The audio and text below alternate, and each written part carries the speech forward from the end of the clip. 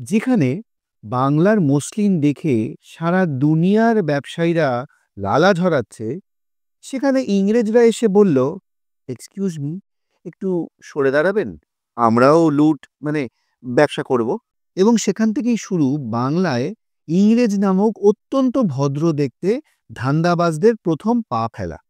একটা সময় ছিল যখন পুরো বাংলা ছিল গোটা দুনিয়ার একটা দামি শপিং মল।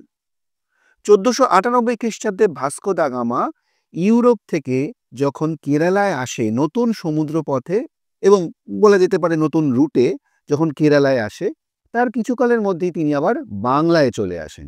আবার এর কিছুকালের মধ্যেই নেদারল্যান্ড থেকে ডাচরা, যাদের আমরা ওলন্দাজ বলি, তারাও এসে এখানে ব্যবসা জমিয়ে নিল। কিছু কিছু ইতিহাসবিদদের মতে ওলন্দাজরা এসছিল শুধু ভারতে ব্যবসায়ী করতে, এই সুবাদে যদি কিছু ক্ষমতা টমতা ভোগ করে নেওয়া যায়, এই আর। এবার ইংরেজরা দূর থেকে দেখলো আর ভাবলো, এত ধনসম্পদ শুধু ডাচরাই খাবে, আমরা চুপচাপ বসে থাকবো? No no no. তাই লন্ডনের কিছু বণিক বন্ধু মিলে 1600 খ্রিস্টাব্দে তৈরি করে ফেলল ব্রিটিশ ইস্ট ইন্ডিয়া কোম্পানি।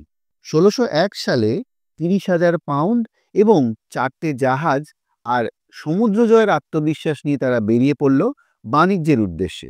1601 থেকে 1609 সালের মধ্যে এই কোম্পানির দৌলতে ইংল্যান্ডে এমন অবস্থা দাঁড়ালো, সেখানে নাকি লোকের মুখে মুখে ফিরত, দাদা শেয়ার কিনেছেন নাকি, কোম্পানির দাম যে বাড়ছে।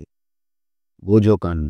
বাই দ্য ওয়ে, একটা ছোট্ট কথা বলে রাখি, আমাদের হিস্ট্রি এভিনিউর ভিডিও লাইক শেয়ার কমেন্ট না করলে সমস্যা নেই, কিন্তু আমাদের ইতিহাস ভুলে গেলে ওদিকে আবার কারো না কারো শেয়ার চড়ে যাবে, কারণ চারিদিকে যা অবস্থা দেখছেন তো। যাই হোক, 1609 সালে রানী প্রথম এলিজাবেথের সনদ নিয়ে তারা আসে মুঘল সম্রাট জাহাঙ্গীরের কাছে।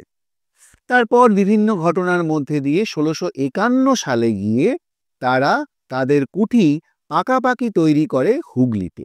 আর তখন বাংলার গভর্নর ছিলেন মুঘল সম্রাট শাহজাহানের ছেলে সুলতান শাহ সুজা, যার দরবারে ছিল ভিআইপি পাস পাওয়া একজন ইংরেজ ডাক্তার, নাম গ্যাব্রিয়েল ব্রাউটন। ডাক্তার হলে হবে কি, বানিয়া বুদ্ধিতে সে এমন প্রভাব ফেলল, 1652 সালে মাত্র 3000 টাকা দিয়ে ইংরেজরা সারা বাংলা জুড়ে ব্যবসা শুরু করতে পারল। হুগলি, ঢাকা, মালদা, পাটনা, এই সমস্ত জায়গায়, পুরো বাংলা জুড়ে ইংরেজ কোম্পানির ব্রাঞ্চ অফিস। এর মধ্যেই মুঘল সাম্রাজ্যের সিংহাসনে আসেন আওরঙ্গজেব। আর ইংরেজদের দেখে প্রশাসনের রিয়াকশন, এরা আবার কারারে, নিয়ম মানে না, খাজনা দেয় না, বকরা দিতে বললে বলে নো। অন্য ইউরোপীয় বণিকরা তখন সবাই চুপচাপ নিয়ম মেনে চলছে, কিন্তু ইংরেজরা, we are not like them, আমরা বকরা দিবে না, ডোন্ট টাচ আস। এত না কুচু আচরণে ফৌজদার এবং মোগল আমলা ভাবলো এদের ব্যবসা কম, দাপট বেশি। আর এভাবেই শুরু হলো বাংলায় এক বিপজ্জনক অধ্যায়, যেখানে ব্যবসা ঢুকে পড়ল রাজনীতিতে, আর কুঠি পরিণত হলো ক্যাম্পে। আর এভাবেই বাংলায় শুরু হলো কোম্পানির রাজত্ব। তারপর একদিন এই কোম্পানি পুরো বাংলার সিংহাসন দখল করলো।